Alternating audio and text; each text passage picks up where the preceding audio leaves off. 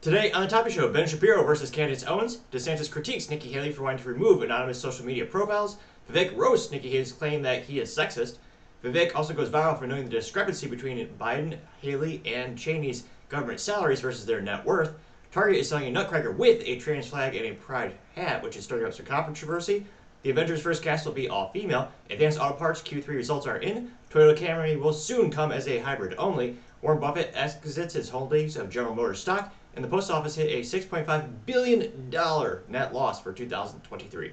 All of that and much more on The Topping Show.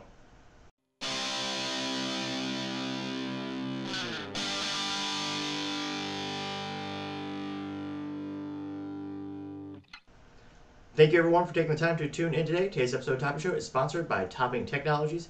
Topping Technologies is an IT value-added reseller and services company with a special proficiency in IT security. Heck, I see their founder at least twice a day. Gotta say he's quite handsome and brilliant.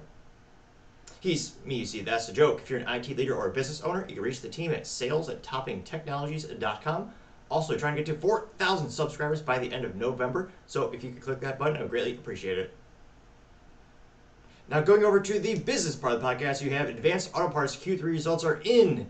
And it looks like they want to decrease their cost by about $150 million and sell 2 business units. Now, this actually comes to us thanks to an article in WRALtech.com, also known as TechWire. It looks like their third quarter loss was $48.6 million after they actually reported a profit for the same Q3 period in 2022. The company recently named their CEO to announce grammar is a hell of a thing. But nevertheless, grammar aside, the company recently replaced a new CEO, and that CEO's vision is to drastically decrease cost, much like pretty much every other company these days. Specifically, they're looking to eliminate about 400 positions as well as 2 business units. A new chief financial officer is also joining management, as well as a top e-commerce spot is being eliminated. And shares have fallen 60% since the beginning of the year, which makes me wonder what's their long-term looking like. So let's pull that up really quick.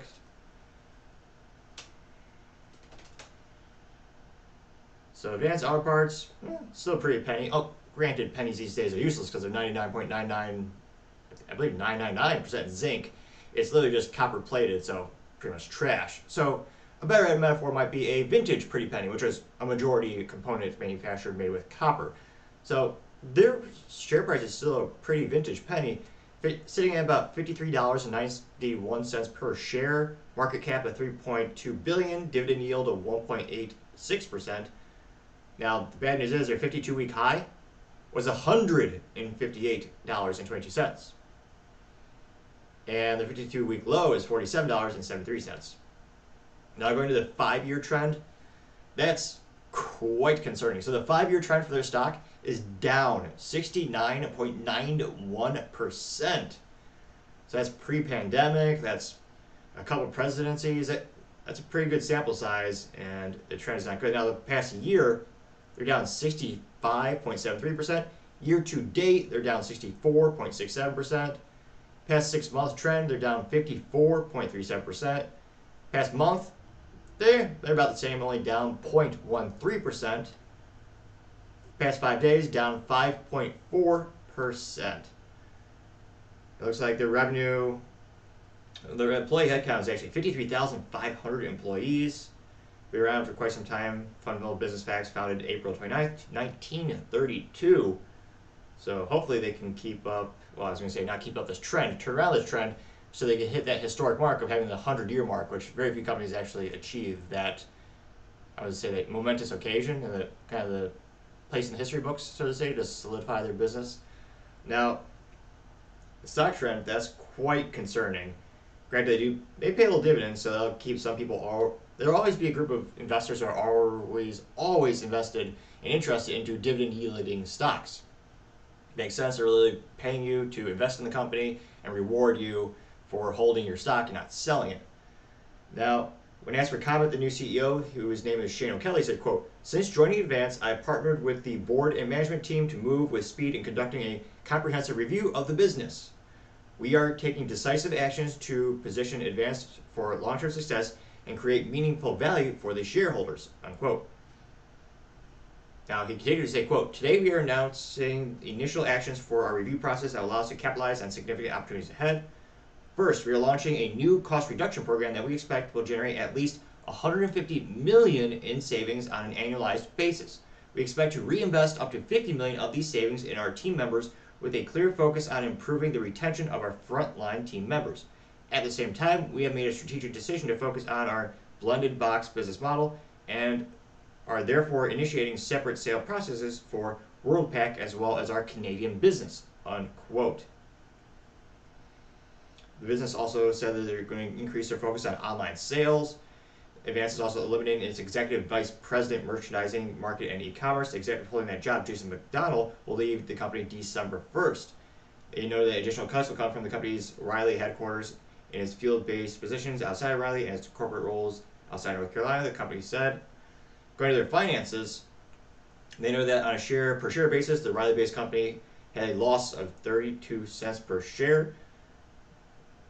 Of course, they missed the Wall Street expectations, which, again, that's never a good thing, because that's what causes a lot of the analysts and a lot of the people to either sell the stock or recommend that people do not purchase the stock, and could even affect the stock rating. Now, looks like in terms of Wall Street expectations, the average estimate of 11 analysts surveyed by Zacks Investment Research was for earnings of $1.42 per share. The auto parts retailer posted a revenue of $2.72 billion in the period, which did beat Street forecast. 8 analysts surveyed by Zacks expected $2.68 billion. Now, Advanced Auto Parts expects full-year earnings to be $1.4 to $1.80 per share, with revenue ranging of $11.25 billion to $11.3 billion. And according to their recent notes as well, they got a new CFO coming on by the name of Ryan Grimsland, and he'll be starting November 27th, right around the corner. And according to the SEC filing, he will be paid a salary of $675,000, which is about $18 after the government taxes it. Kidding, it's not that bad yet. And he also has a sign-on equity award valued at $1.6 million.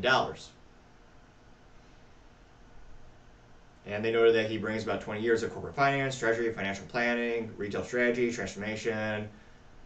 So he has a proven track record, rudimentarily speaking. Now, the big 500-pound gorilla, or the elephant in the room when it comes to all these auto parts companies, is what are they going to do in the future when all these companies and people think EVs are great? Well, again, EVs are basically smartphones and just as reliable as a smartphone as well. That means only GM is going to be able to fix the very specialized, or basically specialized, their EV products with their own proprietary parts. Only Tesla, historically, very much it wants to do everything in-house. So a mom and pop repair shop isn't going to have the ability to repair that vehicle. Also, the parts for that. I don't see Tesla changing their business model to actually increase the availability of spare parts for the mass market so that third parties can do repairs and services. Now, granted, there's always going to be the things that every car has for now. I mean, presumably, unless Tesla comes up with a proprietary design for a tire, I mean, you'll always need tires for a vehicle, and that's a lot of third-party support. I mean, historically, you had the OEM manufacturers where they work directly with, Tesla or GM or Ford, and you can go to a discount tire or somewhere like that to actually repair and get new tires. Now, I guess you also have windshield wipers, washer fluid, but a lot of components that you would traditionally use to fix a internal combustion engine that used to be, you have these relationships with companies like General Motors and Ford and Chrysler, well, now Stellantis. Well, they have parts at all these O'Reilly's, Advanced Auto Parts. Well, that's a big part of their inventory. And also another big part of the inventory is oil. If it's an internal combustion engine, which the upside is this is Japanese, usually about 1 million miles or darn near close, they have intervals where they'll need always new engine oil. So that's not a repeat sale that Advanced Auto Parts could make because they're coming in to buy the new oil. And they also have the additional revenue stream of selling the used oil to other industries that will use that. And that revenue stream is going to be gone as well. So the more we go into the path of having computerized vehicles that are more proprietary, you're going to have less opportunities for companies like Advanced Auto Parts. You're going to have less opportunities for something like an O'Reilly's. So I'm not sure what even some filters, I believe, I'm not sure if you can get a filter from O'Reilly's or Advanced Auto Parts.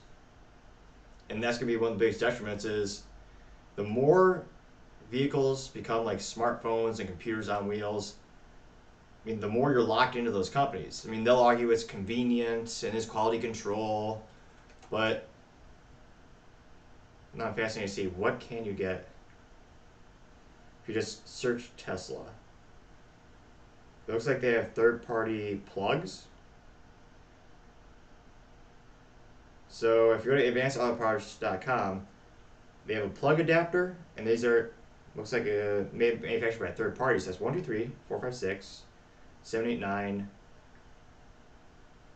10, 11, 12. 12 total parts. One is an air control valve. One is for the tire pressure sensor, and one looks like it's not special to Tesla. It's anything. It's just one of those things where you plug in a cigarette lighter, or as the youth might call it now, the navigation little socket in your vehicle. Back in the day, Americans smoked and had more freedom in general. But yeah, that's what I still call the cigarette lighter, little port you put in your speed detector or radar detector. And let's not count that. So really, there's 8 results. And again, these are things that you're not going to buy with frequency, because again, presumably you buy one of these charger cords or these charger mount kits, and they're moderately durable. Where again, when you have the internal combustion engine, the traditional automotive manufacturers, the frequency of purchase is much greater. So let me know in the comments. I mean, they're talking about revitalizing their business. I wonder if they're really going to try to partner with someone like a Tesla or maybe a Rivian, or maybe similar to Apple. At the end of the day, you'll have your Apple authorized stores, and if you want to go third party, there's a lot of risk involved. So it'll be interesting to see where they go from here and how they attempt to transform the company. Let me know what you are thinking. Be fascinated to hear what you have to say. Other interesting business news, you have the Toyota Camry will become a hybrid only. Rest in peace, bulletproof reliability. Now the Camry is currently the best-selling sedan in North America, I believe. And historically speaking, the best vehicle in history by the volume in terms of the number of units sold is actually the Toyota Corolla, which has been around since I believe the 60s, and it's well over 50 million units. And one of the reasons the old Japanese cars are so darn near bulletproof is, one, there's not a lot of technology in them relative to today's, where you have more components, more failure points, but the internal combustion engines that they made were ridiculously reliable. Every time you look on the internet or the interwebs and you see, oh wow, another article about a vehicle hitting 1 million miles, more often than not, it's a Toyota or a Honda with an internal combustion engine. Because again, once you become a hybrid or an EV, it's a smartphone.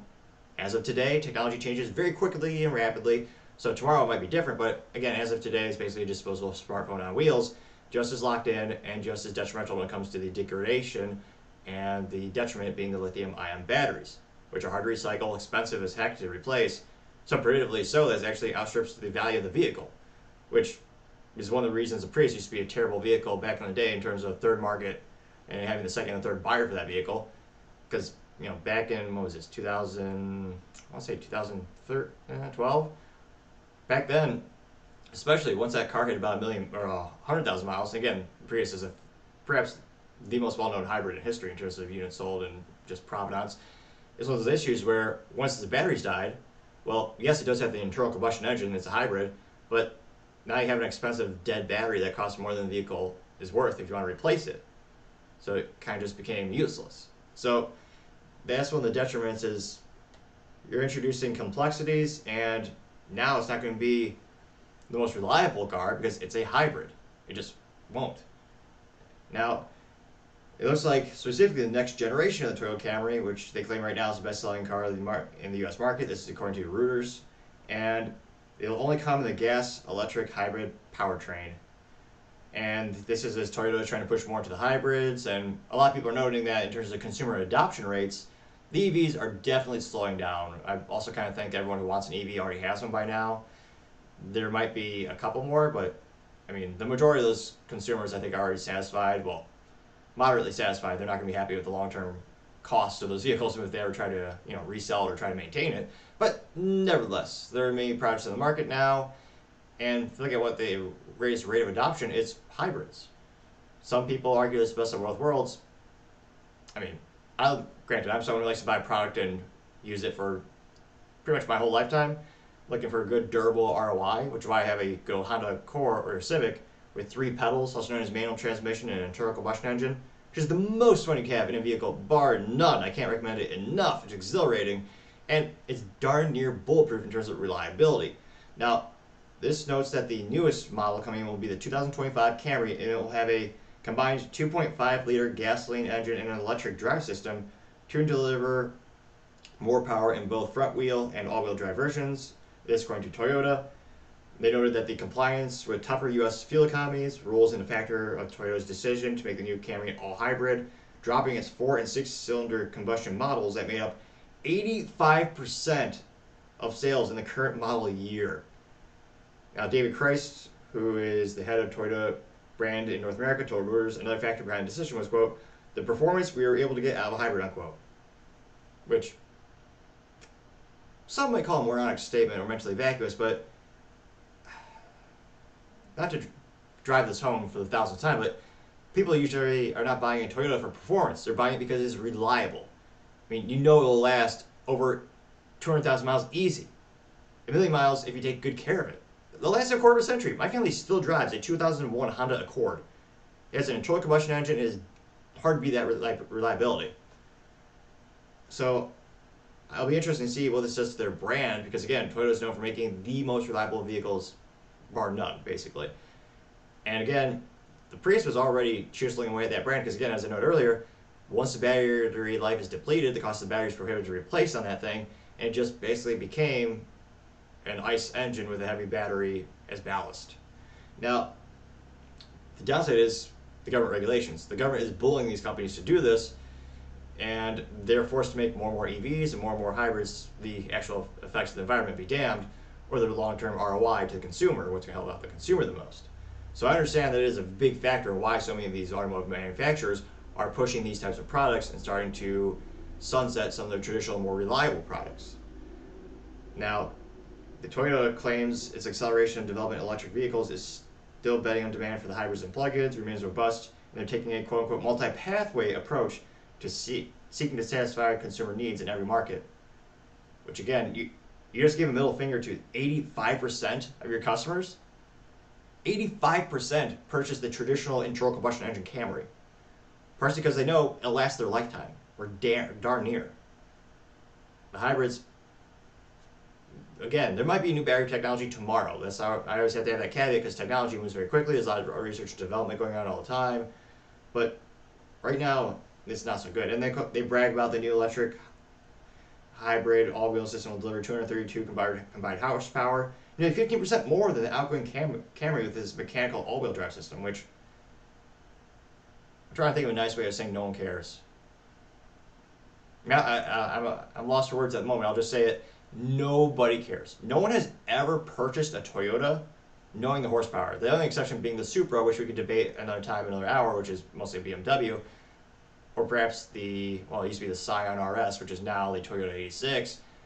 No one, I would venture to bet 99% of people who ever go to a Toyota dealership don't know the horsepower of the vehicle. They do not care about the horsepower of the vehicle. They're going there for one reason, or one reason alone: reliability, and a track record of decades upon decades upon decades of proving that reliability. So let me know in the comments. I don't think this is going to be great, because they're taking away that choice from the consumer. And again, they're also noting that the cost is going to go up too, because of course, because it's more complexity, more precious metals. They're noting that the cost of the hybrid powertrains will sell at about $1,500 to $2,000 over the old ICE engine, and it's currently rated for current Camry rated for 52 miles per gallon. Which again, I would also say reliability. Know your brand. I mean, yes, the Prius is perhaps one of the most well-known hybrids, and they brag about fuel economy, and they did get some consumers, but I don't know. Let me know if you think differently. I just don't think this will be good for their brand long term, because inherently there's less reliability with those types of things, and I think that was what built the success of the company. But granted, we'll see. It'll be interesting to see how things turn out.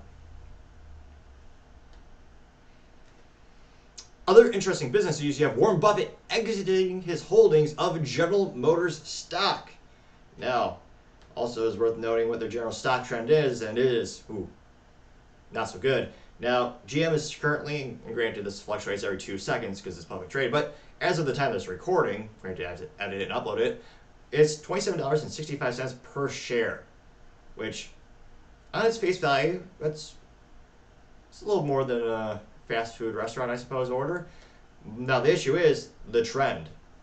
In the past 5 years, GM's stock is down 22.66%.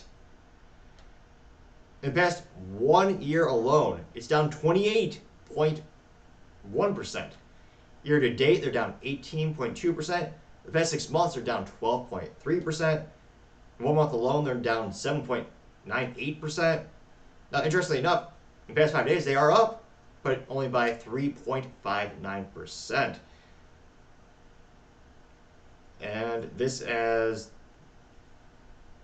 the UAW appears to have finally ratified the deal with General Motors, which should, I was going to say, I'm actually surprised it didn't tank the stock because of the shareholders being concerned about the absorbent price of the labor and subpar performance in many cases, not all, which gives them a huge competitive disadvantage over the myriad of competitors like Tesla, who are beating them 8 days a week or something to that effect, as GM tries to go full EV and enter that category. So their trend is not doing great for their stock. Now, if you look at Warren Buffett historically, which I understood why he made the investment, although I would have been hesitant because you always have the big 500-pound elephant in the room, which is the UAW, which is why their labor is so expensive. And some people might say why the results are so subpar in terms of build quality and effectiveness in terms of number of units produced. But nevertheless, that's a huge detriment to the business, and why some investors, I would venture to say, why they don't invest in GM and why they choose other competitors who are more cost efficient as well as more reliable. And Warren Buffett, traditionally he buys staples. So he buys things like soap, insurance, things that have been around since the dawn of time, and things that he perceives as stable, which you could argue GM is stable in regards that they've been around since the dawn of time. I mean, ever since Billy Durant founded the company, and by combining Oldsmobile and Buick way back in the day, they've been a part of the Americana. Now, they've also subsequently gone bankrupt 2 or 3 times. It's one of those reoccurring elements of the business. The most recent bankruptcy, because you have to clarify which one, was in 2009 after the recession of the housing crisis. And one of the biggest cost line items was also the union labor and all of their myriad of benefits, which was a huge contributing factor why they went bankrupt. Now, this looks like to come thanks to a filing for Berkshire Hathaway, and a lot of people are speculating that it could be because they saw a strike coming, and even though they expected a short strike, higher labor costs were an uncertainty. Let's see here. And this was back in 2012. He actually acquired 100 million shares in GM, but the firm's stake had grown and shrunk over the past decade amid results and other developments. So in 2012, let's go back to that stock trend. 2012. So did he make money on this? Yeah, he did. So in 2012, again, I'm ballparking, let's go 2011. So in January 2012, they're about $25 per share. Yeah, so he didn't do good. So it looks like, again, I'm looking at 2012, it fluctuated quite a bit. So it looks like between 2011. Yeah, so at the lowest of 2012, it's probably around $19 per share. And as of today, again, it's $27 per share. So he probably made a little bit of a profit, but it's not as, the growth of the company is not as stable as others, and it's not as consistent in terms of, having a positive trajectory. So I'm not too surprised he chose to exit it. And given this development, I can't help but think you're going to see a lot of companies liquidate their stocks options with GM. Just get rid of it. Because again, Warren Buffett is extremely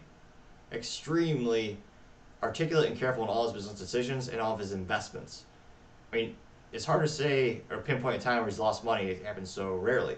The only more successful stock trader in history is Nancy Pelosi's husband, which I guess he's just that good. It's definitely not because they're manipulating the market or insider trading. Heaven forbid, I would never suggest that. But Warren has a really good proven track record, and a lot of people just trade based on his recommendations, and they just kind of copy what Berkshire Hathaway is doing. Granted, they're always going to be a little bit late to the game, but historically speaking, that's worked out for many people. Though I don't give financial advice myself, I usually tell people the best gambling you do is just gamble on yourself, learn to trade and start a business. But nevertheless, let me know in the comments, is this a signal that people should sell their GM stock? And then, how low do you think it will go? I mean, it looks like, again, this is a tentative agreement, and there's the breaking news right now, meaning it could finally be done with the UAW, having that new contract solidified, but that's also increasing the cost by billions. At the same time, Tesla has a lower cost of labor. Tesla does not have dealerships. And the reason I keep saying Tesla is because the CEO of General Motors, Mary Barra, she wants to compete with Tesla directly. That's the #1 logo she refers to as they're going through their business transformation, and she wants to make the company all EV. Cadillac, her plan is to have full EV by 2030, whole GM fleet be completely EV by 2035, even though the company was built by the bulletproof V8 that they developed in. And I would say that's probably the most iconic thing GM has ever made, is the good old-fashioned internal combustion engine with 8 cylinders of perfection. Of course, it's only really perfection if it is mounted to a manual transmission with 3 pedals, as all vehicles should be by default, but nevertheless. Let me know in the comments, would you be interested? Do you think you're going to liquidate your sale of GM stock, or do you think, is anyone going to invest in GM lately, and especially in light of this news?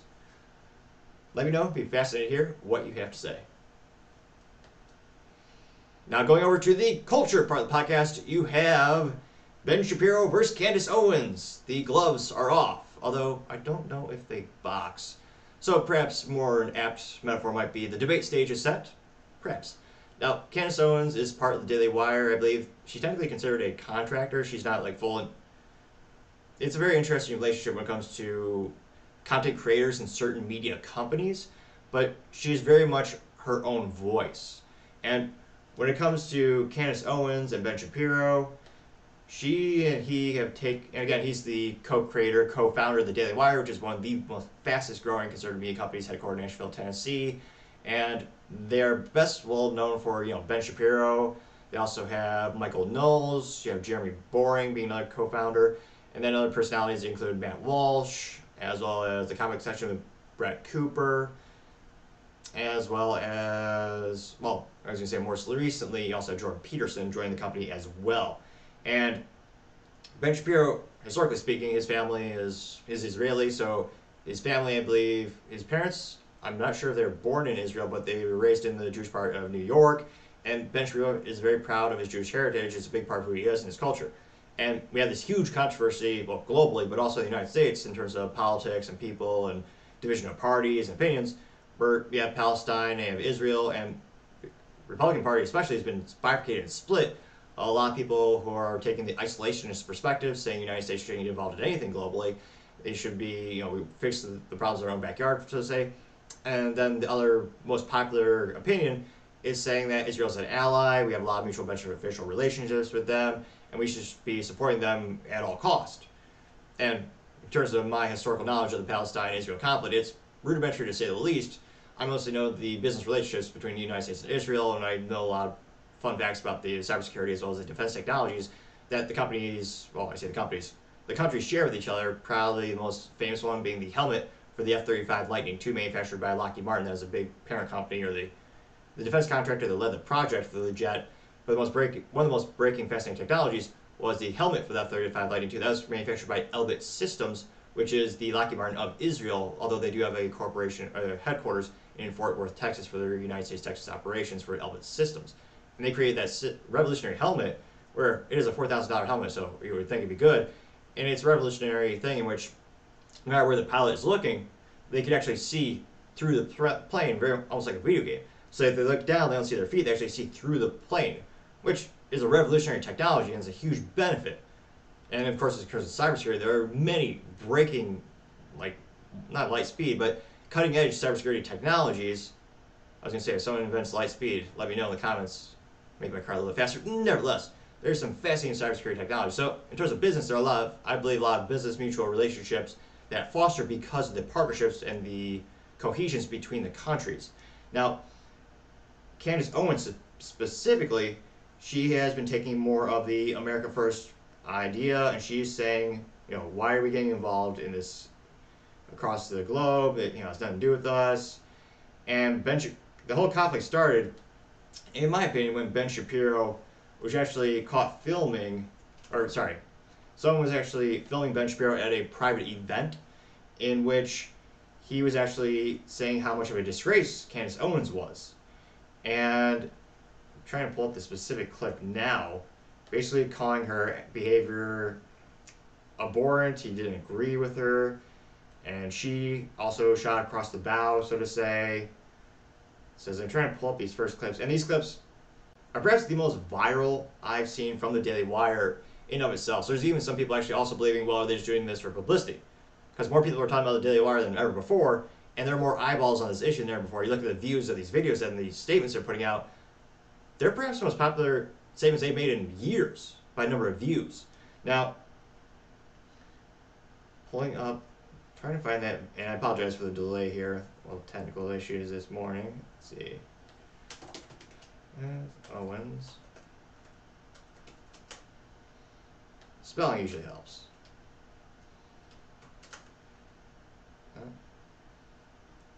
Here we go. So this is the first clip that started to catch a lot of people's attention. And this has been, it looked like to be a private event in which Ben was speaking out against her behavior. And without further ado, I'll go ahead and I'll play that clip really quick. Yes, the question is about Candace Owens. I think her behavior during this is disgraceful. Without a doubt. And she still works for my company. So he's saying she still works for my company. And I think she's been absolutely disgraceful. I think that her faux sophistication on these particular issues has been ridiculous. It's not faux sophistication, it's ridiculous. Everybody can see the moves that she's making and the things that she's saying, and I find them disreputable. That annoying TikTok noise, I'll never not get annoyed by that. Now, in terms of the follow-up, Candace Owens, one of the statements that was the most viral came a couple of days ago when she said this, quote, "Blessed are the peacekeepers for all..." Grammar be damned, let me reset that, I apologize. I don't know if there's a cure for stuttering. My theory is that if you click the subscribe button, it may help it. If you've been a long-time subscriber, or if you tuned in for a couple videos, you perhaps have noticed a rudimentary, or little bit of increase every single episode, perhaps. And I theorize that is because there are more people subscribing. Every time that button clicks, my stuttering goes away. My enunciation increases. My pontification is even more articulate, and I attempt to slow down my rate of speech so it's a little more comprehensible. Now, I'm not a doctor. However, it might very well be the cure. Click today, and we will slowly find out together. That being said, this is a quote from Candace Owens on her Twitter, or as 18 people call it, X. She says, quote, "Blessed are the peacekeepers, for they shall be called the children of God. Blessed are they which are persecuted for righteousness' sake, for theirs is the kingdom of heaven. Blessed are ye, why men shall revile you and persecute you, and shall say all manner of evil against you falsely for my sake. No one can serve two masters. Either you will hate the one and love the other, or you will be devoted to one and despise the other. One cannot serve both God and money," unquote. And that got 13.9 million likes. Scratch that. Views, 65,000 likes. Now in terms of views, again, that has to be just going to her main profile right now, and she's probably, at least on Twitter, or again X, she's probably one of the most popular Daily Wire personalities and reporters. Or she's got 4.4 million followers on Twitter, and most of her statements and tweets are usually getting between 100,000, 300,000 views on Twitter. I'd say that's a good average as I'm scrolling through her profile. And again, this got 13.5 million.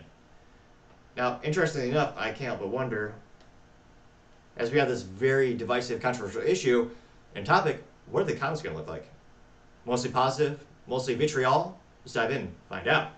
Now again, it got 13.9 million views and 65,000 likes. She also had another comment. She responded to her own initial statement. She says, "Christ is king," unquoting, 2.1 million likes. Again, reverse that. 2.1 million views and 39,000 likes. First comment I see is from Owen Schroeder saying, quote, Go Candace Go, unquote, getting 1.5 thousand likes and 228,000 views.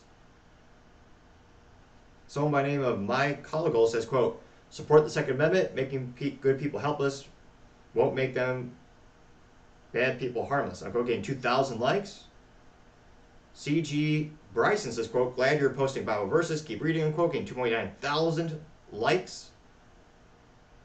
Juliet Barnett says, quote, I don't think passive-aggressive social media post is what the Bible means by peacekeepers, unquote. That got 3,000 likes. So, looks like a couple of the negative statements are starting to brew to the surface. Wonder what that ratio is going to look like. George Galloway simply says, amen, getting 2.2 thousand likes. Heather Mama says, quote, with respect, this isn't it. You aren't being a peacekeeper in your stance recently. All you had to say was, I don't know enough about the situation to comment on it properly right now, because blessed are the humble too. It's okay to admit you don't know. The wisest admit they know nothing, praying for you genuinely and the DW family. They got about 500,000 views and 2.7 thousand likes. Let's see here. JD Sharp says, quote, Tucker Carlson's new media company is patiently waiting, unquote, getting 3.1 thousand likes. A.B. Libby says, quote, weaponizing scripture to make a really disgusting jab at your employer, classy, unquote, getting 2.5 thousand likes. Sit down, Boofhead says, quote, you cannot serve both God and money, unquote, cough, cough, Ben Shapiro, cough, cough, unquote, got 3.2 thousand likes. Mr. Bass says, quote, Christ is King, unquote, getting 657 likes. Autumn Gropner says, quote, amen, gave 4.7 thousand likes.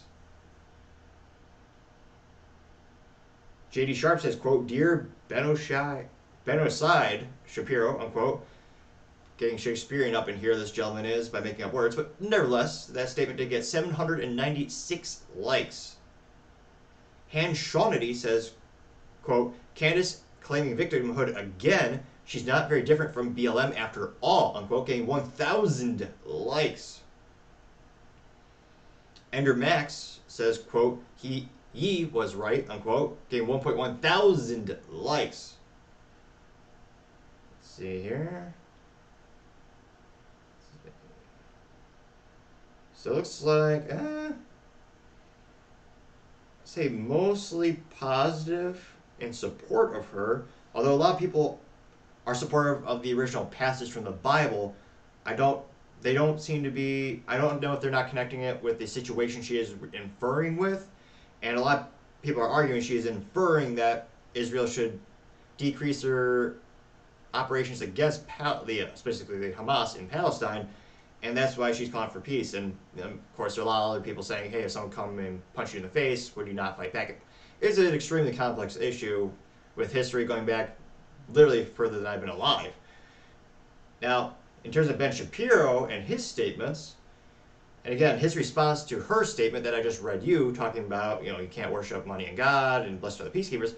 Well, Ben said, quote, Candace, if you feel that taking money from the Daily Wire somehow comes between you and God, by all means, quit. Which is perhaps Ben Shapiro's most viewed comment or tweet, or as tall people call it, X on the post on the X, reverse that.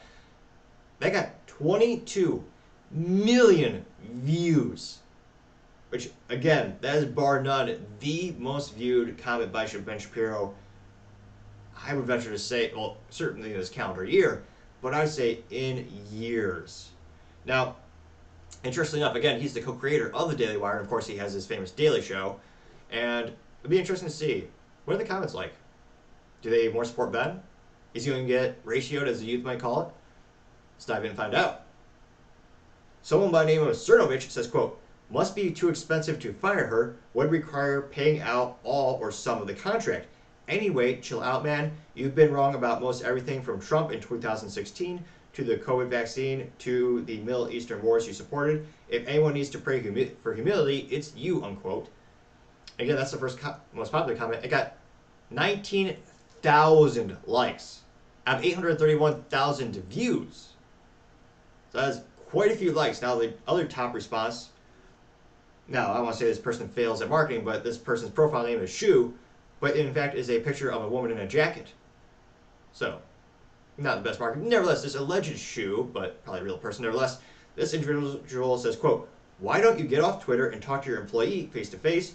Watching her publicly execute you on the TL has been more gruesome than some of the footage I've seen come out of Gaza," unquote. It got 17,000 likes. And thus far, he appears to be ratioed, but let's keep going down. Candace chimes in, actually, she responds. She says, quote, You have been acting unprofessional and emotionally unhinged for weeks now, and we have all had to sit back and allow it, and have all tried to exercise exceeding understanding of your raw emotion. But you cross a certain line when you come from scripture and read yourself into it. I will not tolerate it, unquote. Now, Candace's response got 7.2 million views and 70,000 likes. And again, we'll do one or two responses to her responses. Now, one of the most famous one, which is by the name of Cat Turd, this individual, although alleged cat, we don't know if it's really a cat, nevertheless, Cat Turd says, quote, "Never could stand Ben, glad you're all finally catching up," unquote. I got 11,000 likes. See here.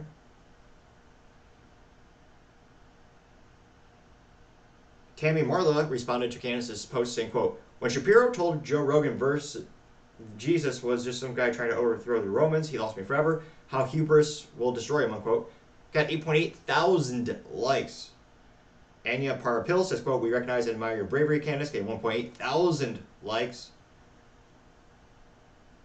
Max says, quote, "Candace, everyone knows why you, quote unquote," oh, this is so awkward. It's a quote within a quote? Nevertheless, I'll attempt to read it as written. "Candace, everyone knows why you, quote, quoted scripture," unquote. As grammarly awkward that sounded, that did get 2.9. Again, 2.9 thousand likes. Raw Alerts says, quote, "This is why social media platform is the best. It's always full of entertainment and drama," unquote, getting 4.3 thousand likes. Now we're going to go back to the original tweet by Ben Shapiro. So again, the first three comments, one was from Cernovich, getting 19,000 likes. One was from Shoe, alleged Shoe, it's a girl in a jacket. That got 17,000 likes. Candace got 70,000 likes to his response. Continuing, someone by the name of E says, quote, "Ben Shapiro got triggered by, quote, hashtag real Candace Owens quoting the Bible, OMG, unquote." That got 10,000 likes. Phoenix Ammunition says, quote, "Looks like we're having trouble controlling the height of flames," unquote. Ben got 1.5 thousand likes. Now, when it comes to quoting the Bible, again, if it was a regular quote on an average day of the week, I don't think there would be any controversy except for the people who hate the Bible.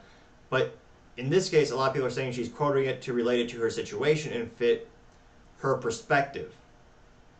And in this case, throw shade at her employer, as the youth might say, which again is kind of awkward to do that to your employer.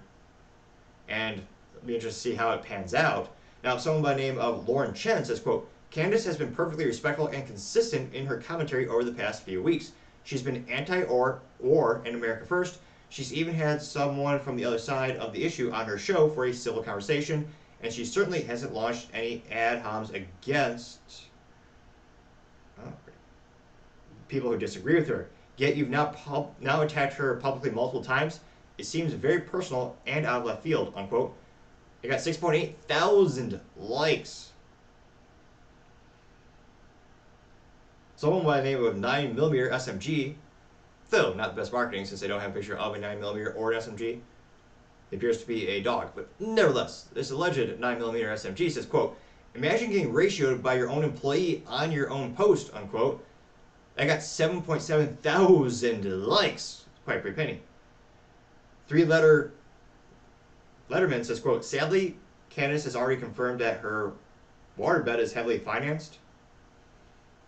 And it's a picture of her blocking him. That got 2.3 thousand likes.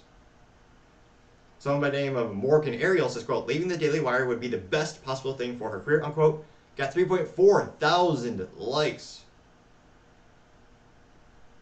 Let's see.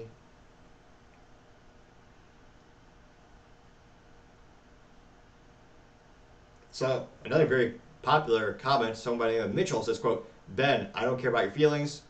Ben, when someone criticized Israel, and it's a picture of Ben with short blue hair and a earring. That got 4.9 thousand likes. Brianna Joe Gray says, quote, you're trying to cancel her, Ben, unquote, getting 6.6 thousand likes. Joy Manayaro says, quote, we're going to follow Candace, SYI, got 6.7 thousand likes. Daniel Hardy, I apologize if you're listening, Mr. Daniel, but I'm certainly going to butcher this, or the odds are not in my favor. Nevertheless, I will make the attempt.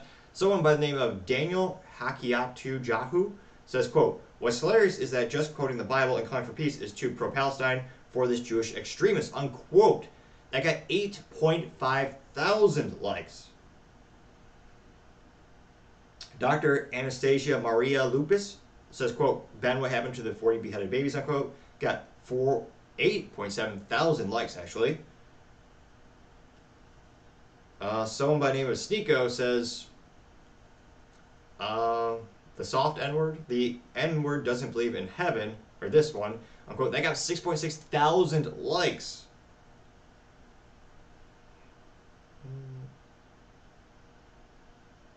Unfiltered Boss actually trying to give a balance. So I'm reading the ones that have the most likes and also are in order. Someone by the name of Unfiltered Boss says, quote, I'm no fan of Shapiro, but he is 100% right, unquote. That did get 484 likes. A lot of people, let's see here. Black Conservative Educator says, quote, y'all don't have each other's phone numbers, carry on though, unquote, get 838 likes. A comment in which Candace was on I believe it was actually Tucker Carlson, and she said that they haven't even texted each other about this particular rigmarole or this issue between the two people. Norm Cruz says, quote, I bet it's awful, or I bet you'd be awful to work for, quote, getting 1.1 thousand likes. Let's see here. Alright, so a couple more supportive of Ben. So Red Wave Press says, quote, Candace has really fallen off. I don't agree with a lot of things she says or does. She was buddy-buddy with Kanye when he was saying anti-Semitic things. Follow if you agree. It got 507 likes. Pradeep Shaker says, quote, she values money over her principles, unquote, getting 670 likes. Mel says, quote, you had 24 hours and this was the best you can do, unquote. Got 361 likes. Let's see.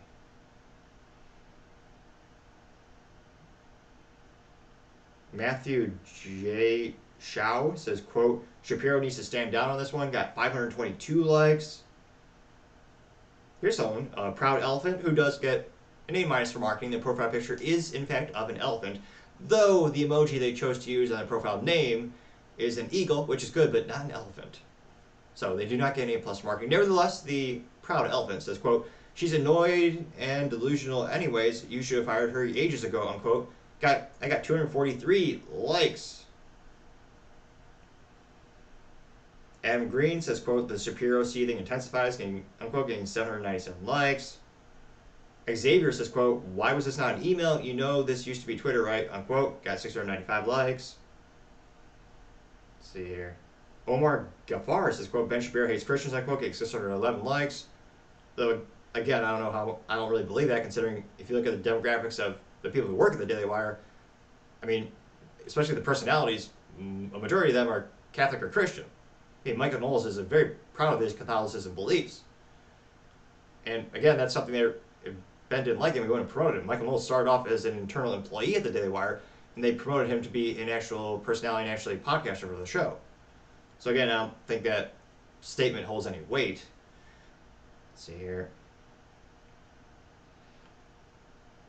Wow, someone simply Dre's Van Lugen says, quote, Candace Owens greater than sign. Ben Shapiro got 490 or 471 likes. So there are, let's see here.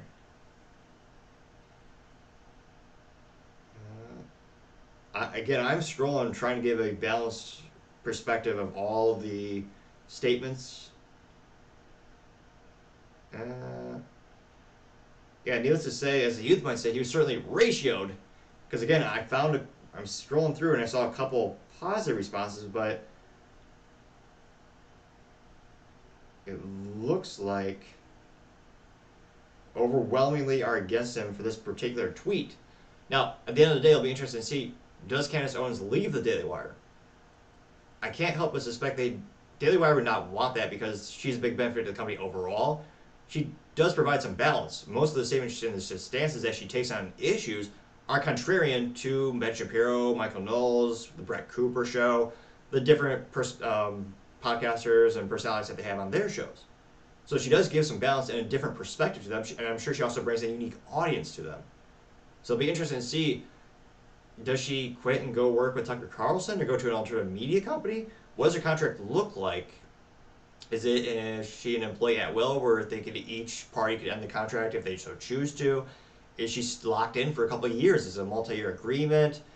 Let me know in the comments, do you think Daily Wire would be losing a lot of their audience as well as, I was going to say, do you think the company will be better off with or without her? And at the end of the day, I wonder who's going to make that decision.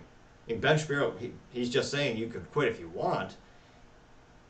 We'd be interested to see, but yet another controversy in the conservative media companies, and it'll be interesting to see how it breaks down and what happens to the audiences, and hopefully at the end of the day, everyone is able to find gainful employment and no one's unemployed for too long, and the companies are much stronger after this, and everyone's happy. But it's hard to say how, as a grandma would say, how will the cookie crumble? Be interested to see. Let me know in the comments, if Candace Owens quits the Daily Wire, would you cancel your Daily Wire subscription and in turn pay for a subscription service in which a platform that she chooses, or if she goes independent? Or would you just continue with your Daily Wire renewal? Be fascinated to hear what you have to say. Other interesting cultural news, you have Target being critiqued for selling a Nutcracker holding a trans flag while wearing a pride hat, as well as having Santa in a wheelchair and being African American. Will this boost their sales? I would say probably not. Now, this is thanks to a Twitter account by the name of #EndWokeness, which I was going to say A+ for marketing. It's got the cliche alpha male profile picture, and it even says, I support the current thing. So, you presumably know exactly what you're getting with this profile picture. A+ marketing, you know what it is. And I can't believe they actually got that hashtag. I can't imagine how many people wanted it. Usually you have to have 12 million zeros and ones and exclamation points to actually get a profile, a Twitter handle. But nevertheless, this comes from EndWokeness. The first picture is of the Nutcracker, and it looks like the color of the Nutcracker's uniform is also trans with the pride flag under his beard. So it's super emboldened. Some people say the most offensive part is that it's $12, which, on that note alone, it's a marketing fail. Again, it should be, anytime it comes to retail especially, is a fascinating human phenomenon and psychology trick. If you hear $11.99 for an item, you will think it's $11. Despite the fact that with most Texas is 8.25% sales tax, realistically it's going to be more than that. I usually round up to 10%, so if it's $11.99, round to $12, probably $12.12 per the item, give or take. So the fact that all the, I guess in terms of equality, all of their Nutcrackers seem to be $12. They also have a Nutcracker of a kitten, a dog, a unicorn. When was there a unicorn in Christmas? This is getting out of hand, folks. And one looks like it's the abominable snowman? Like, that makes slightly more sense than a unicorn, but the unicorn has pink hair. But nevertheless, to the topic at hand, it actually has a trans flag that it's holding on to, and the hat of this Nutcracker is also pride. And I just looked, the eyeliner looks like it's blue as well, which I don't know. I was about to say this. I mean, I thought Nutcrackers are all guys. They have a beard, but again, that might be a controversy for another time in and of itself. Now, Target's already been in hot water because they have their satanic materials earlier this year. And when I say that, I'm not being bombastic or exaggerating. The designer from the UK was a self-proclaimed Satanist, and he, or I forgot the legity, I forget the story of the pronouns, but nevertheless, this individual had a pin that you could buy at Target that had a picture of Satan. It was, I mean, don't get me wrong, it was an enamel pin. It was high quality. It just, you know, wasn't a stamp press one with just a piece of paper. But that pin literally said on it was a picture of Satan, and it said in bold print, Satan respects pronouns. Now, they also had the controversy with, at the same time, where they had the pride section for the kids, as well as the swimsuit for trans women or trans men, for the individual who just wants to tuck their junk, or cover your ears if you have children listening, if they want to tuck their balls behind them. That was a huge controversy in and of itself, and it caused, I believe, one of the biggest boycotts since the Bud Light boycott. Now, granted, nothing's been that as successful as the Bud Light boycott in terms of fiscally damaging the company. Now, Target is still at an all-time low, and they have many issues with the company in addition to cultural. I say this because this is going to be, I mean, we haven't even looked at the comments, but just on its face value, it's going to be controversial. I don't know the percentage of Americans who agree with these two toys or novelty items, but it's something where it's not mass accepted in the United States. It is a telling of our time where, of course, they would never have a Nutcracker holding an American flag. I mean, heaven forbid, they'd get canceled for that, I would suspect. Now, this tweet has 3.4 million views and 15,000 likes. So as youth might say, it is going viral. And again, there's always been I mean, personally, I don't care about having a race swap with Santa. It's a little unusual if you're used to the traditional books that you're reading growing up, or the films. But I don't know, I want to say that controversy, it didn't die down, but I remember even when I was a kid, they started to introduce that theme, and it didn't seem like a lot of people were really making a big deal out of it. So I don't think that part of these, I don't know if these are toys or decorations, I don't really think that will be a point of contention with a lot of people. It's certainly unusual that Santa is in a wheelchair, and I think he has magic, so I guess he uses that to get down the chimney, but I'm just saying there's not a lot of chimneys with wheelchair ramps that I know of. Now, there also looks to be a couple white Santas in the wheelchairs, so got a little diversity there. Now, again, 3.4 million views. Let's go to the comments and see. Are they mainly viscerally roasting Target for doing this? Or are they overwhelmingly praising the company? Let's dive in and find out. One of the very first responses comes from AstroCat9000, who, I usually don't give this out too often, but they do get an A+ marketing because the picture is of a cat with glowing eyes. So it looks almost like a robot, like I would guess a nomenclature 9000 implies. So, good marketing.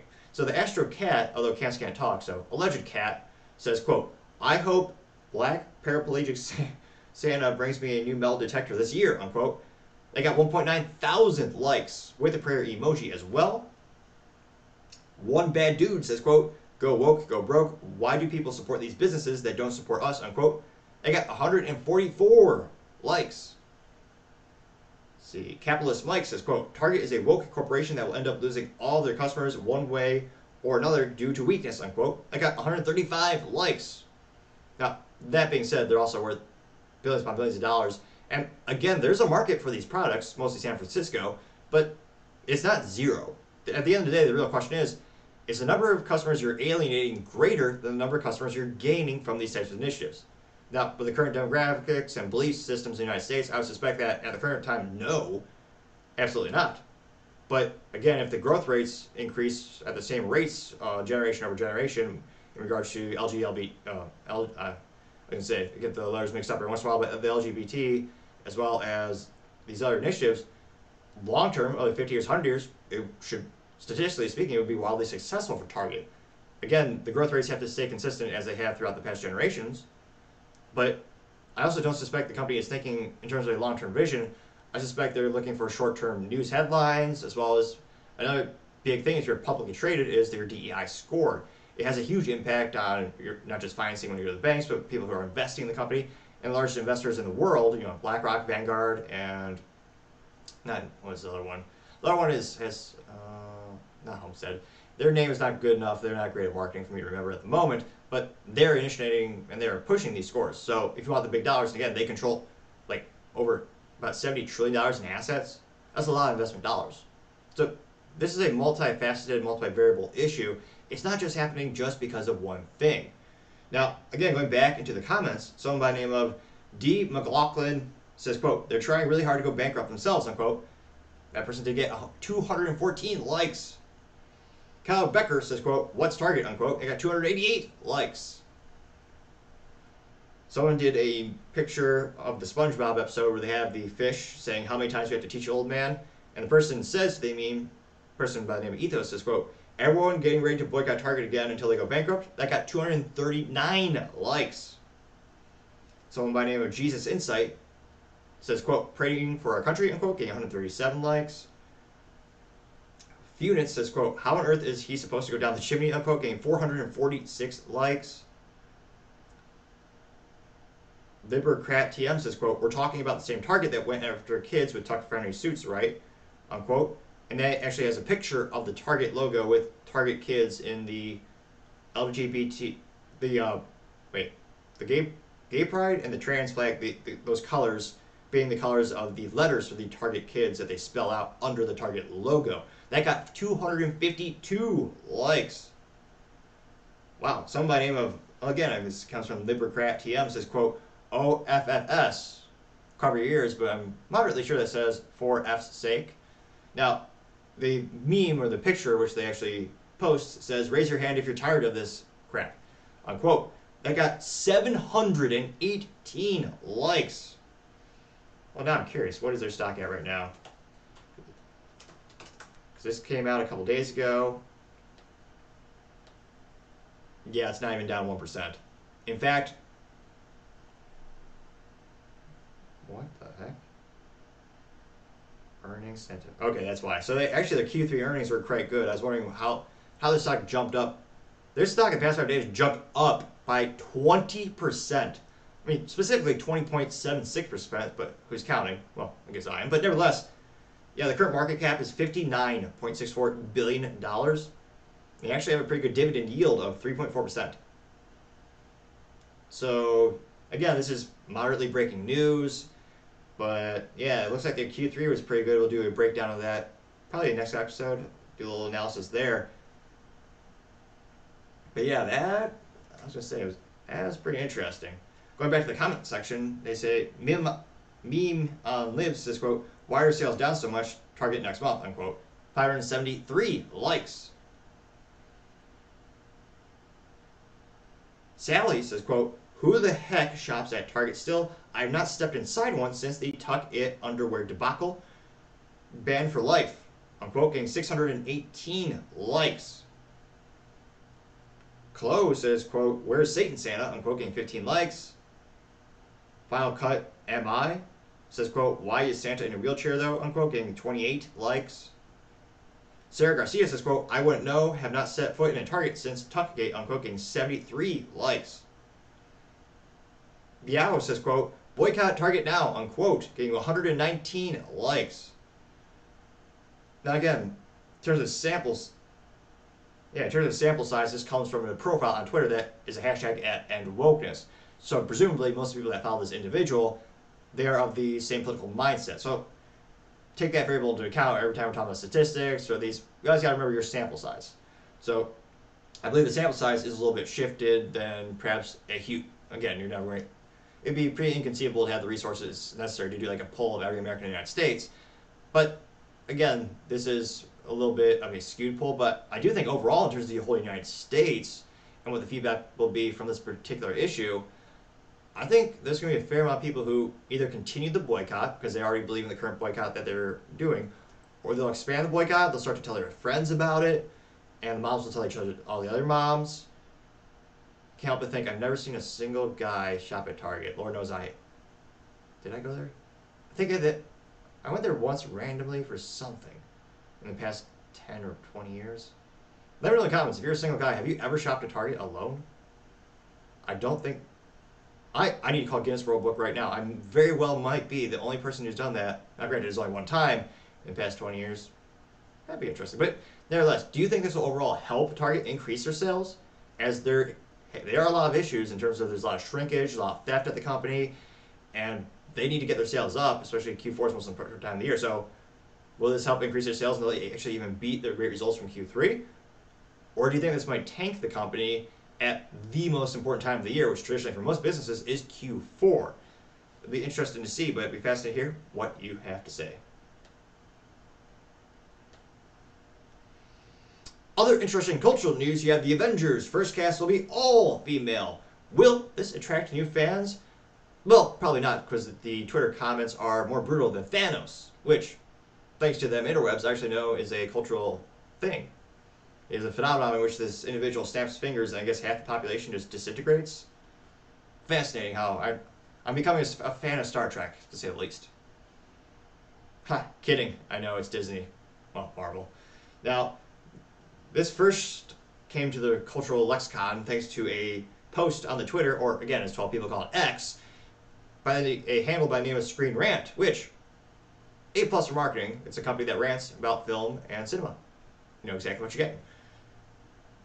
Certainly better than something as silly as The Topping Show, which has never once... No? Did we cover Papa John's Pizza once for fiscal quarter results? I don't think so. Nevertheless, back to the topic at hand. And they did a tweet or post where they say, quote, Marvel Studios has confirmed the arrival of a young Avengers in the MCU, with Ms. Marvel taking on the role of the founder. Kate Bishop is the first recruit and could take up a leadership position. It's suggested Cassie Lang will be recruited soon. More at our website. And the picture is of the Marvel Cinematic Universe. The MCU officially confirms the first 3 young Avengers who else will join, and is a picture of the 3 actresses. Got 89.2 thousand views and 826 likes. Now let's dive in and see what the results are. Alex says, quote, MCU, unquote, with the laughy emoji. And I would give him an A+ for word puns, because I find them moderately entertaining myself. They got 58 likes. Mandalongo says, quote, go for it, the MCU is officially dead after this weekend, unquote, getting 21 likes in reference to the past weekend when the Marvels came out, and about 18 people saw it. I mean, I'm kidding, it wasn't that bad, but it was the worst opening in Marvel opening ever, which again is also known as terrible. Perhaps the business blunder of the fiscal quarter. I mean, nothing's going to be Bud Light. In one quarter, they lost $400 million in sales compared to the same period last year. But yeah, Marvel is, in terms of stock, they're, well, I guess Disney is a stock, but nevertheless, if Marvel is an individual stock, I would say it's still downward precipitously for quite some time. Now, other comments, this one by Cody Warner says, quote, could there be a Morgan Stark in the future, unquote, getting 5 likes. And Tion Jackson says, quote, I see y'all left the black girl out from Black Panther 2, unquote, getting 2 likes. Carlos DeBro says, quote, let the flops continue. So glad I'm over CMBMs as a whole. MCU sucks now, and DC is just a mess, unquote, getting 11 likes. Let's see here. Someone by the name of John Score says, quote, so they're going to anchor the young Avengers with a character who's shown no one watched and was the co-star of what likely be the biggest MCU flop. Totally don't see this being a big problem, unquote. Getting 21 likes. This one's pretty good. Jason Levers says, quote, this is going to make thousands of dollars, unquote. Getting 14 likes. Which is comical, because again, Disney and Marvel used to make billions of dollars in revenue. Now they're making negative billions of dollars. Which, again, is what happens when you make a copy of a copy of a copy of a copy. It's a fascinating phenomenon. If you ever take a photocopy of a photocopy of a photocopy, the image actually degrades every time you do that, which is a great metaphor for what Disney is these days, as they just copy the same ideas again and again, and they become worse and worse. It'll be interesting to see if they ever make a profit on a film. That'd be a good gamble if you're into gambling. Ask your friends. Although, perhaps I should say for the record, I don't recommend gambling. But one of those things, when will they actually make a profit on film? That, I mean, who knows? That, what are the Las Vegas odds on that? Nevertheless, back to the comments. Let's see here. Tony says, quote, oh boy, yeah, I'm not sure this fresh crew is going to be the ticket to success. I'm quoting 10 likes.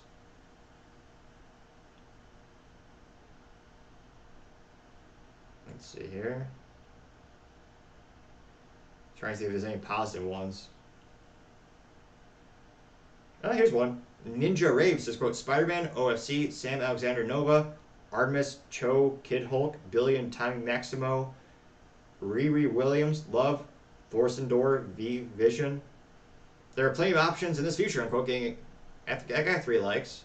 I think it was mostly English. I couldn't really tell. Let's see here. A lot of people saying this is a parody of a parody. one profile by the name of BB25 says, quote, guaranteed to make $1 billion at the box office, make it happen, Marvel. It got 0 likes, but it was just amusing to see because, again, there is no comprehensible way for this to make $1 billion. A billion pesos maybe, but I can't fathom. Again, because we've also seen a huge cultural shift where we used to have movies making $1 billion easy. Marvel used to do that consistently. I think there are a lot of reasons why they don't anymore, but nowadays it's pretty rare. Now it's only a couple movies, and they're not Marvel films. So as the youth might say, they were viscerally ratioed in this idea, and again, I don't know what they're, well, I don't know if they're just inebriated beyond all belief using questionable substances at Marvel, but let me know in the comments, do you think is this going to be a huge idea to knock it out of the park? Or do you think, again, it's just going to flop like pretty much every Marvel movie had for the past over a year? It'd be interesting to see, but as I always say, time shall tell. Now going over to the political part of the podcast, you have Vivek going viral for a post in which he notes the discrepancies between Biden, Haley, and Cheney's government salaries versus their net worth. Now this is on Twitter, or again, as 18 people call it, the X, which I can't believe it's not a brand collaboration with the X-Men. But nevertheless, we know Marvel doesn't do good ideas these days. Now, Vivek specifically says, quote, and he has a meme, or not meme, a picture to go along with it. Vivek says, quote, there's a name for this. It's called corruption regardless of your gender, unquote. And there's a picture in which the picture says net worth before holding public office. Joe Biden was less than $100,000. His current net worth is $10 million. Dick Cheney, again, before was $100,000. Current net worth is $150 million. Nikki Haley was, again, sub $100,000. And now current net worth is $8 million. Although, now that I think about it, I can't, there's no way Dick Cheney was worth that little before he got into public office. He was the CEO of Halliburton, which is one of the most successful companies in history. So I'm not sure about that particular statistic. And as youth might say, this went viral. This got, within a day, got 850,000 views and 14,000 likes. And as we dive into the comments, I'd probably venture to say 70% positive, but let's dive in and find out. Someone by the name of The Right Guy says, quote, most politicians are crooks, unquote, getting 140 likes. Ooh, getting grim, but perhaps realistic. Mr. Boudreaux says, quote, FBI right now. It's a picture of, I think it's Brad Pitt Fury, one of the movies about war. And Brad Pitt is just pointing, and the little text on the screen says, shoot that guy. And that got 147 likes. Volunteerist says, quote, politicians should own nothing and be miserable, unquote, getting 27 likes. Timbo says, quote, louder, getting 67 likes. Eduama says, quote, it's called war profiteering, unquote, getting 14 likes. Thunda says, quote, corruption, unquote, getting 37 likes. Hey, someone actually agreed with me. A rare occurrence. Let's mark this in the history books today. But all seriousness, Mr. John Mortson said, quote, don't get me wrong, I think they're all crooks, but Cheney was worth less than 100K. Was that in high school, unquote, getting, again, 55 likes. I'm curious, how much did he make at Halliburton? Cheney, Halliburton package. Because when you leave a company, let's see, a close look at Dick Cheney. But usually when you leave a company after a long period of time, they give you like a severance package, especially if you're an executive. And again, this is just the first website I pulled up. This is from the Los Angeles Times. And they say that this is, a vintage article from August 17th, 2000. Oh, dear God, that was a lifetime ago when Twitter was just something a bird did outside. Or a tweet, nevertheless.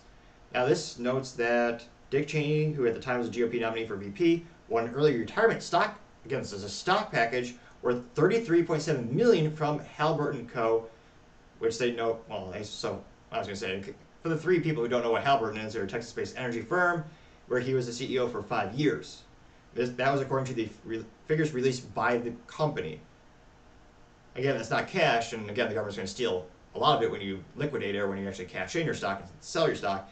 But, I mean, again, I think Now, don't get me wrong, that's not 150 million or the figure he was worth later, but yeah, entering it looks like he's probably worth. I mean, if he got paid specifically by Halliburton 33 and a little bit, a million in stock, his total net worth, which usually includes your house, your car, and all that kind of stuff, I mean, maybe a couple hundred, maybe a couple million more, maybe 36 total. I mean, again, I'm just ballparking here.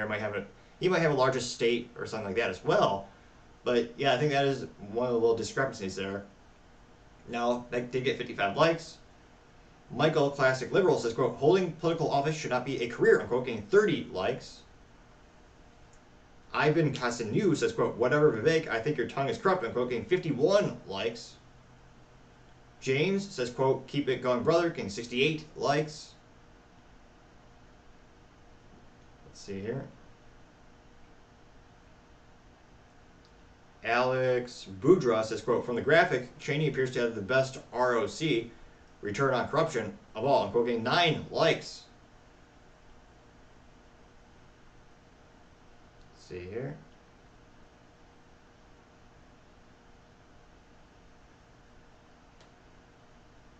Interesting. Another note about Dick Cheney's work. So this is a poll from Diego. He says, quote, this does not seem correct at all. Cheney was Halliburton's CEO prior with a multi-million comp and long career. There's no way he was worth 100K. Overall, I support Vivek Ramaswamy, but I support the truth above any politician.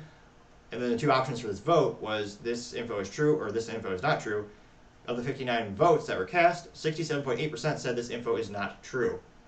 Now I'm curious, how much does a vice president get paid? I'm guessing $250,000. How much does the vice president get paid? Let's see. How much is vice president? How much president of the United States of the USA? Okay, this is how much? Okay, so again, this is according to Wikipedia. They're saying that the vice president of the United States gets. Oh, I'm so close. I said $250,000. It's $235,100 per year. So yeah, for a second I thought maybe Vivek was referencing to the original money they got paid when they first started, but no. So it looks like that is a discrepancy. Someone by the name of Witty News Daily says, quote, bribes don't discriminate. They're an equal opportunity employer, getting 7 likes. Larry says, quote, it's from all those kickbacks and greasy palms, getting 10 likes. So it looks like, again, there's, let's see here. Someone by the name of Final Cut Michigan, or MI, says, quote, Haley needs to renegotiate with Boeing because even Letitia James gets paid more, $50 million, probably by source, but still, if you're going to sell yourself, do it to the highest bidder and have some self-respect, unquote. Got 13 likes. So again, I think I was pretty close. Probably about 70% positive. A couple pointing out the discrepancy that, again, from the evaluation of Dick Cheney. But overall, a lot of people agree with that. And people have been saying that for years. It'll be interesting to see if any substantive laws are passed in regard to the crossover or the situations in which people are hired between the government and the private sector, or at the end of the day, if anything just remains the same. But let me know in the comments if you think this will help bolster Vivek in the polls and give him some more support, be about the same or neutral, or it might even hurt him, maybe get some votes taken away from him. Be fascinated to hear what you have to say. Other interesting political news, you have Ron DeSantis critiquing Nikki Haley, who wants to remove anonymous social media profiles. Which again, she said one or two good ideas, albeit I don't think they're too original. One that I kind of like is repeal the federal gas tax to make our lives a little bit more affordable. Lord knows it tax everything already as is, from your income tax, to your sales tax, to your liquor tax, to your tobacco tax, to your fuel tax, to your tax, your electric tax, to your internet tax. And just kind of hard to comprehend that the United States actually gave Great Britain the ultimate breakup letter, and simply because they were taxing our tea and not giving us representation. And now everything is taxed. But nevertheless, Nikki Haley goes on Fox News and played this short clip of her. She actually says how she thinks it's a good idea to remove all privacy and just have, if you want to make a comment on social media, you have to have your real name and be verified. When I get into office, the first thing we have to do, social media accounts, social media companies, they have to show America their algorithms. Let us see why they're pushing what they're pushing.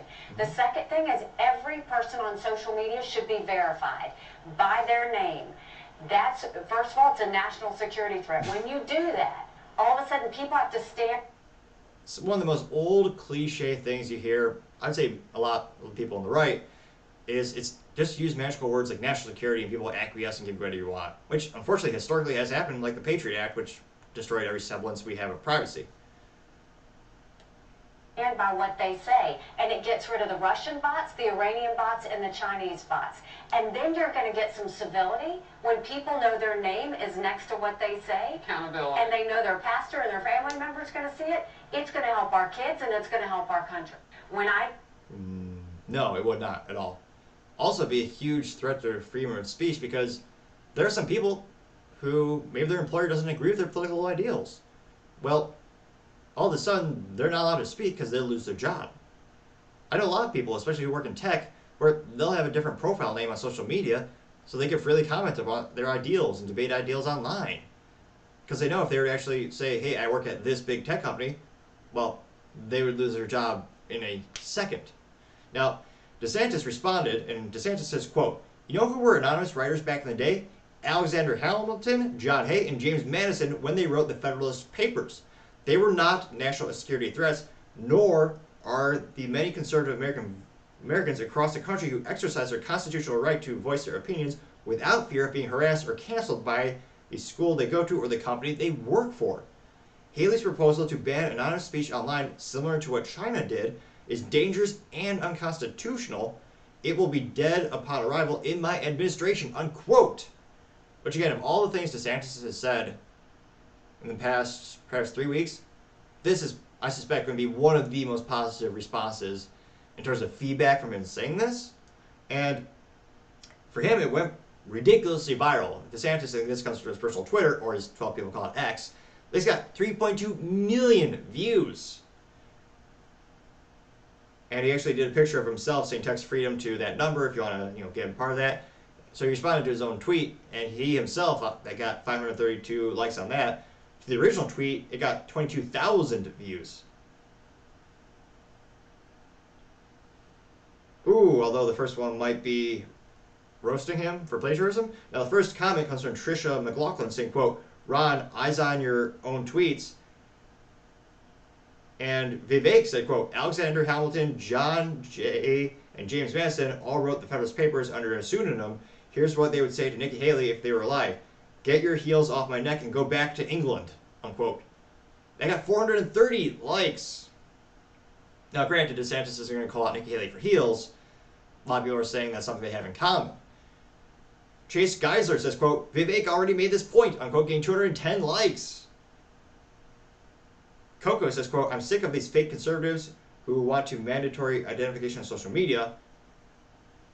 And hashtag @RealDonaldTrump said, quote, and she responded with a quote from Trump, and the hashtag @RealDonaldTrump said, quote, it should be mandatory that all haters and losers use their real name or identification when tweeting. They will no longer be so brave, unquote. She got 582 likes. Fed Up Kentuckian says, quote, if we lived in the same world, this would finish off Nikki Haley as a presidential candidate, unquote. It got 582 likes. Candace Owens chimes in. She says, quote, strong, with the emoji of the American flag. It got 243 likes. Dustin McAuliffe says, quote, epic response from DeSantis on Haley trying to eliminate anonymity from social. Our founding fathers wrote the Federalist Papers in defense of our Constitution, did so anonymously. We need the government less in our business, not more. We need privacy to be protected, not less. Haley is sounding like a progressive liberal on this. And that's one of the top responses. It got 604 likes. Just when I thought he might get some positive responses. Let's see. That's not really funny. Someone did they didn't have to do much work, but they did a little work, so they had the president of China's face put on Nikki Haley's body. And Unfiltered Boss says, quote, Nikki Haley trying hard to please the CCP. Got 731 likes. Proud Elephant says, quote, you have my vote. Hashtag DeSantis 2024 got 110 likes. Robert Salvador says, quote, rest in peace, Nikki Haley's campaign got 294 likes. So overall, let's see here. Jill Anthony also says, thank you for respecting our right to privacy and freedom to express our rights as free speech.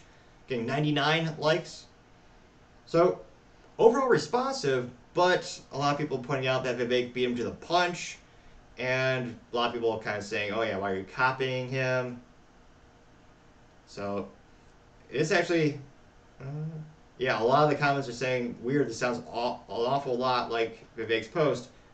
And there are many people in the comments saying, why are you copying Vivek? And you're responding with Vivek's original tweet.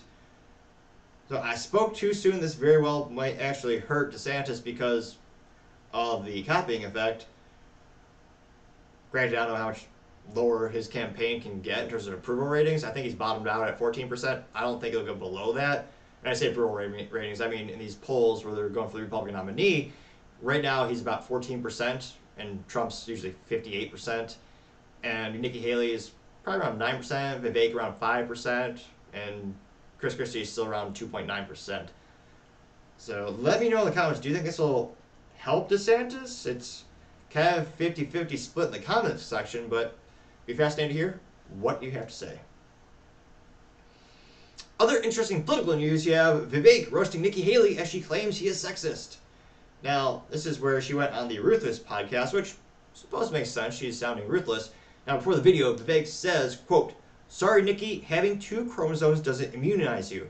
Ron McDaniel or Kristen Welker for criticism. I don't think Kamala Harris is going to run, so there might be an opening for you in the party of identity politics," unquote. Which many people are going to appreciate, and many people I'm sure will comment as being a spot-on observation, as she has made, not all, but many comments that would agree with more of their philosophies. Now, granted, thankfully, it's only 20 seconds long, so I'll go ahead and, without further ado, play that clip really quick. What happens, he comes out of the gate, he hits the female chair of the party, he hits the female anchor on the platform, and then he hits me. And I'm not saying anything. I ain't saying, I'm just saying. But he might have a girl problem. I'm just saying he might have a girl problem. Yeah, Nikki Haley also called him scum during the debate when he pointed out that she was just Dick Cheney in high heels. She called him scum because of that. I mean, I'm sure some people could argue that's more of a pejorative insult than saying someone's just... And the funny thing about that, she didn't dispute being Dick Cheney in high heels. She just defended her having heels. So she's okay aligning with Dick Cheney's philosophies, which, again, there's some people in the conservative party who love Dick Cheney, and I'm sure that will get her some more votes for the nominee. I'm not sure if it's the majority of the votes that will get her over the top to beat DeSantis, or I was going to say everyone's 30, 40, 50 points behind Trump anyway. But that did get a little bit over 500,000 views on Twitter, or as 5 people call it now, X. Let's go to the comments and see if they're positive, or do they viscerally roast her. Nero says, quote, "This is the same, quote, used by X chromosomes as both a sword and a shield, unquote, tactic used by Hillary in 2016. Quote, I'm a woman and therefore uniquely tough to handle this job," followed by immediately by, quote, I get attacked by men because I'm just a girl," unquote. It got 349 likes. Kathy says, quote, "A lot of women want to be treated equally until they get criticized," unquote. I got 248 likes. Adam Atomic says, quote, "You know you're losing when ... gender card," unquote. 238 likes. Mark Dice responds saying, quote, "Nikki Haley sounds more like Hillary Clinton every day," unquote. Getting 679 likes. Steve Steele says, quote, "She's so fake and dangerous," or disingenuous. Dyslexia be damned. Probably, perhaps. I was going to say, click the subscribe button. It may fix that. Maybe, probably. I'm not a scientist, but just saying, couldn't hurt to try it out. Now, again, Steven Steele said, quote, "She's so fake and disingenuous," unquote, getting 374 likes. Ben Dembski says, quote, "Every day she sounds more and more like Hillary," unquote, getting 164 likes. Thundra says, quote, "We need to forget about her. She is done," getting 285 likes. And I'm scrolling to see if there's anything that agrees with her. Let's see. A lot of people saying, "Oh my gosh, she's been playing this card. Rest in peace her campaign. She'll never be president." Conservative Zoomer says, quote, "She's trying the 'I'm with her,' unquote, way to the nomination. So annoying," getting 60 likes. Which again was part of Hillary Clinton's campaign, which I was going to say, in terms of merchandising, I believe they had a lot of the hats, sweaters, and mugs where they said, "I'm with her." Let's see here. Jim Monteru saying the LOL exactly. A lot of people using the burn emoji. So yeah, I was going to say, again, a lot of people are starting to lean into the critique of Nikki Haley. Granted, there's a big volume of material to work with. I wonder if this is because they perceive her as a threat. I mean, traditionally you see Trump, he'll usually focus on the person he thinks is the biggest threat to him politically. He'll make jokes about them, or he'll especially critique their policies. Now, let me know, do you think, I mean, given Vivek's past, and granted I don't know him personally, I never met the guy, but given his public-facing statements that I've read and I've seen, I don't suspect there's any authenticity to these statements. Again, you have the RNC working against him and literally shooting down his request to do debates with people while they're allowing other people to do debates, such as DeSantis going and doing a debate with Gavin Newsom, who's, well, realistically, he's probably going to be the Democrat nominee if Biden doesn't make it.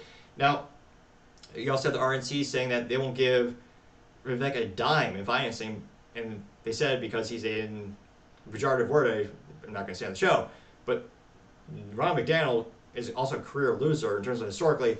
The Republicans, ever since she's joined the head as an RNC, they lost again and again and again and again, and she does nothing different.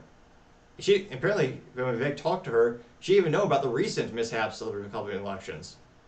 So it's not too surprised that there's some little bit of adversarial behavior between the two.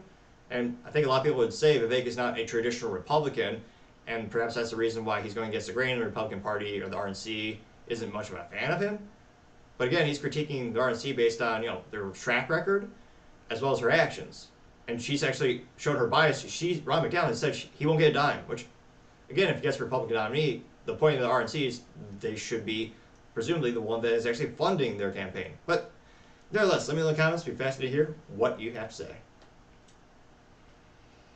Now, going over to the business blunder of the day, you have the post office hitting a $6.5 billion loss for 2023. Now, granted, they're also part of the government, so it could be the government business blunder of the day or the government blunder of the day. But if we were to cover that topic exclusively, well, that'd be the whole show because there's so many vast volume of ineptitudes from them. Now, this is thanks to Fox Business. They noted that the U.S. Postal Service has posted a $6.5 billion net loss for fiscal 23, while operating revenue fell by $321 million. Now, they also noted that while operating revenue fell $322 million, or about 0.4%, to $78.2 billion compared to the same time period last year, the first-class mail fell to the lowest volume since 1968. Now, not to brag too much, but I can't help but think I'm single-handedly keeping them employed with a myriad of thank you cards and handwritten notes that I sent throughout the years, and postage stamps that I continue to purchase. And it's also another annoying anti-competitive thing. You can't send a postcard or a card through UPS or FedEx. The government has a nice monopoly on that. They also know that the federal entity pointed to a $2.6 billion in inflation cost and a decrease in mail volume for significant losses. The 2023 fiscal period for them ended September 30th. Which again, ironic, the government caused the inflation partially. They know that the total operating expenses for FY 2023 were $85.4 billion, an increase of $5.8 billion, or 7.3% compared to the same time period last year. The UPS hoped to break even on a 2023 as part of a 10-year restructuring plan known as the quote-unquote Delivering for America that was announced in 2021. It aims to eliminate $160 billion in predicted losses. However, the plan has taken an early hit in the news of 2023 losses. This can't speak today. If you click the comment section, it may cure my lack of ability to speak. Probably. Perhaps.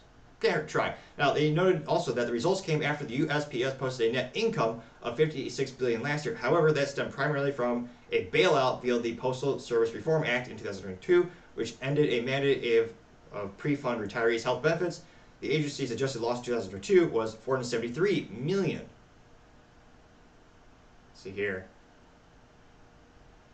Now, the Postmaster General, DeJoy, said, quote, "We are also addressing our near-term financial headwinds relative to inflation as we make strong progress in our long-term cost control and revenue-generating strategies," unquote. Well, you won't be one really effective way. Oh, let's go back to the numbers real quick. So the first-class mail fell by 6.1% in 2023 and is down 53% since 2006. But revenue from first-class mail increased $515 million, or 2.1%, because of higher price of stamps. always increasing those price of stamps, always. Now, they also know that first class is the highest revenue generating class by mail, accounting for $24.5 billion or 31% of the USPS revenue in 2023. It is used most by people to send letters and pay bills. The net loss was also impacted by accounting for its underfunded retirements caused by an accrual revaluation and discount rate changes, the agency claimed. The USPS has 640,000 employees, reported a 2.6% increase in employee compensation and benefits cost, coming to a total of $52.8 billion. It plans to cut $1 billion in transportation costs next year, which, again, that's nothing. It's $1 billion? Ridiculous. Now, they also say they're planning to yet again increase postage stamp rates in January, which will mark the 5th rate hike since 2021. This coming on the heels of a July postage increase. Which, yeah, retiree benefits, wages are one of the biggest chunks, and you just can't talk about those because you'll lose their votes. It's one of those instances where one of the best metaphors for unions and the government is a post office. Go to a post office. You'll see, well, I suppose I appreciate it because I kind of appreciate retro gaming, but you'll see tube TVs in the 90s. You'll see 6 employees working there, but only 2 of them actually doing anything because they're in a union. Their jobs are protected. They don't have to try. It's the most cushiony job on the planet. I'll never forget, I was in line because I had to do a passport years ago. There's a line of people, like 12 people waiting in line. There are 6 people working, unquote, unquote, at the post office that day. 2 of them were at the counter. 1 was in the back, and 2 of them were standing there, doing nothing. In any apt business, anyone with a modicum of intelligence or effort or strive to improve, anyone, they would open up another 3rd or 4th register so they could facilitate that line of additional customers. Of course they did not. And I'd like to go against the grain every once in a while. When I finally did get to the front line, I asked, hey, can you open one of these up to help out other people? And I won't comment on, let's just say she didn't put much effort into the looks, but nevertheless, she lazily said, oh no, I'm a supervisor, I don't do that. So in the most cliche, corrupt union method ever, example, she was standing there on her smartphone playing games. And the other gal, I kid you not, was doing her nails. They were supervisors. No private sector business would ever do that. No one with a modicum of business intelligence would. Not only does it cost you a lot of money because you're paying them to do nothing, especially with all these ridiculous benefits that are not competitive, but also, just in terms of customer appreciation and doing the right thing for the customer, everyone in that line had a disdain towards those lazy employees because we knew they're getting paid to do nothing. A private sector company, they would open up additional lines. They would have employees help you, not stand there and do nothing. And in the private sector, if you saw that, they'd be out of business soon. You'd go somewhere else and find a better option. However, you can't in this case because they have a monopoly on this. If any company could handle postage, the USPS, they'd be gone overnight. The only justification you could possibly have for their existence is to assist Americans in rural America where it's not yet fiscally attractive for someone like FedEx or UPS to reach them and provide them service yet. I believe that price point will drop down dramatically once we employ newer technologies. We're going to have a lot of drone deliveries in the future, I'm sure. But as long as they're not allowed to compete in the market, there's also not a lot of incentive to go after delivering of those small things like little handwritten cards. And granted, those things are also going down in popularity. When's the last time you got a handwritten card? Also a good way to stand out, depending on what your career is or who you are as a person. That's why one of the reasons I like to send them, to show them my appreciation. So, to have such a huge, massive loss, and again, they're not going to do anything to fix it because then after the government will just continue to bail them out. So that's got to be the business blunder of the day. Again, thank you everyone for taking the time to tune in today. Don't forget to take the time to like, subscribe, and comment. Trying to get to 4,000 subscribers by the end of November. And your feedback is also greatly appreciated. If you give me notes in the comment section, that's how I know what things I need to work on to make the show better and better. Also, and lastly, don't forget to take the time to tell your family, tell your friends, tell your coworkers, heck, tell your enemies, tell anyone and everyone. Just stay safe, fight the good fight.